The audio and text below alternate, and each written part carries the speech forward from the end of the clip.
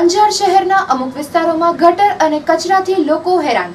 વડાપ્રધાનના સ્વપ્નને લોકો તેમજ તંત્ર દ્વારા સાર્થક કરાશે કે નહીં એ એક મોટો પ્રશ્ન છે।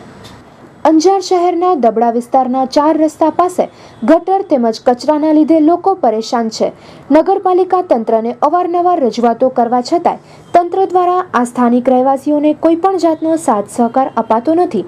ત્યારે વિચારવા લાયક પ્રશ્ન એ છે કે મહાત્મા ગાંધી અને હાલના ભારતીય વડાપ્રધાનના સ્વચ્છ ભારત મિશનમાં થોડો ભલે પ્રજાનો વાંક હોય અથવા તંત્રનો, પરંતુ સાફ સફાઈ અને ગટર વ્યવસ્થા જેવી સામાન્ય સુવિધા પર તંત્ર ધ્યાન નથી આપતું, જે આપણા આ અત્યારના ભારત દેશની ખરડાયેલી સ્વચ્છ ભારતની છબી ક્યારે સુધરશે તે જોવાનું રહેશે।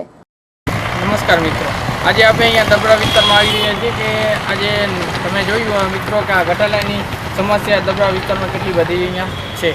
તો આપણા મત્યાનગર વિસ્તારમાં આજુબાજુના લોકોને કેટલી બધી એની સમસ્યાનો સામનો કરવો પડે છે મિત્રો।